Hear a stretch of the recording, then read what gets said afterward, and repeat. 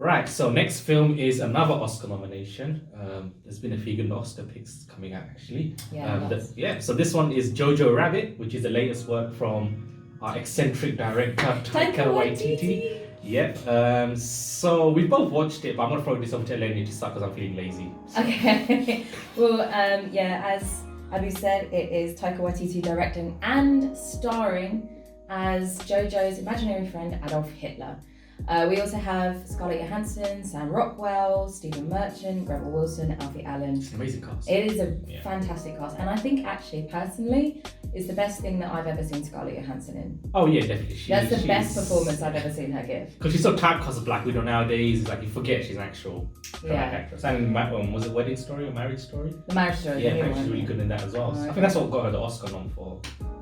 Best actress, but off topic tangents. Okay, so we meet Jojo, who is a kid living in Nazi Germany during World War II, and he's a bit of a lonely boy who discovers that his single mum is hiding something, a dark secret, and he initially runs off and he joins the Nazi youth, and he gets a bit bullied there and everything, and that's where the Jojo Rabbit nickname comes from. And but with the help of his imaginary friend Adolf Hitler, he confronts his nationalism while World War II is raging in the background. And I loved it. I laughed all the way through, and I really, really can't find anything wrong with it. I mean, personally, I think it's hilarious, and when it gets emotional, it gets damn emotional. Really does. It's probably got one of the most hitting scenes I've seen in a long time in any film. I would not expect it in this film. Which is mainly a satire when this, when then you see something that.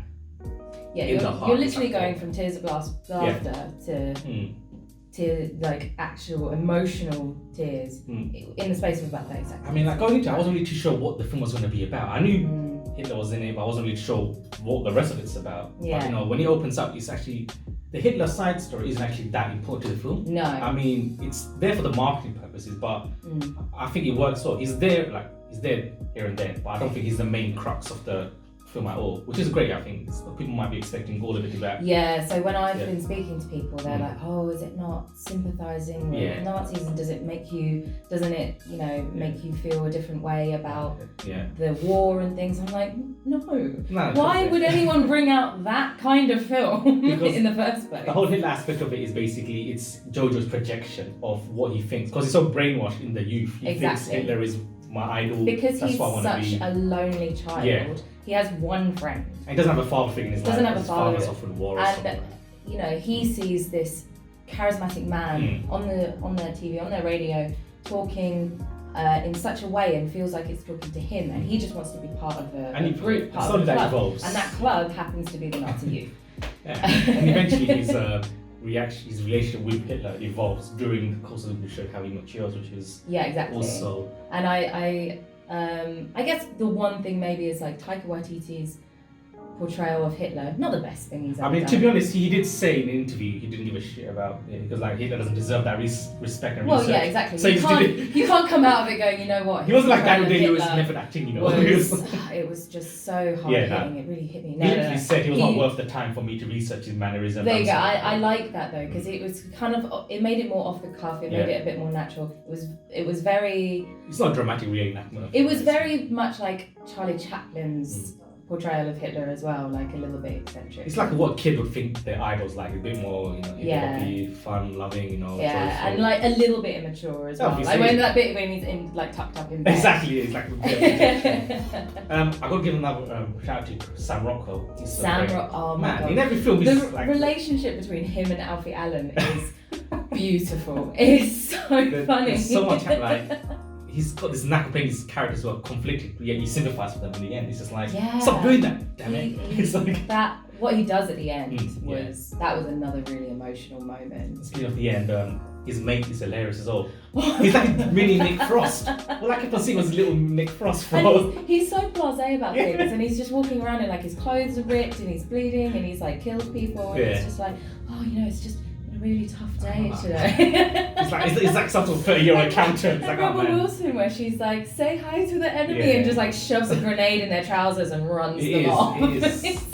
It's very much a caricature of the war, but I did it like I thought it was hilarious. Two people walked out when we went to see it. Like how fear, rage, anger. Know. It's like I didn't go and what was ask the them context? afterwards. I'm like, why are you leaving like a third of the way through as well? I hadn't even probably picked up. But it's looking good. It's got 6 Oscar nominations. It's made $54 million at the box office on a budget of 14. And it's had 93% on Google, and 80% on Rotten Tomatoes. Oh, nice. It's getting all the praise it deserves, to be honest. I think so. And I think it really people, shocked me. I did not go into it expecting much, but came out, wow, that's and people definitely change their mind if they have that kind of conflicting impression of it, or like a controversial impression of it, that when they come out they're like, no, I was wrong. It was that's what I'm saying. Like, the Hitler trash is not the main part of this film. There is that's literally like a side dish. Yeah, the whole like it's a story about a lonely kid and how he addresses it grows up a little bit actually, and his relationship with other people. And the war is just a backdrop. Yeah, exactly. And the whole anti-Jew thing as well. That is very much, it's addressed in the right way. They make it funny, but in a way that it's like, I can't believe people would actually think that about Jewish people. It is an insult to the to the Nazis and how they were all hypocritical as well. Yeah, when they're like flicking through that book, and they're like looking at them like, oh, Steve Merchant is that scene where they're all saying Heil Hitler, Heil Hitler, Heil Hitler, going round and round the room is just hilarious. It shows you the stupidity of how they were. Exactly. Anyway, I'm gonna say 5 out of 5. I can't fault it. It's a 5 for me as well. Awesome. That's 2 5s. We're gonna review some garbage at some point today, hopefully. Check it out. Thanks.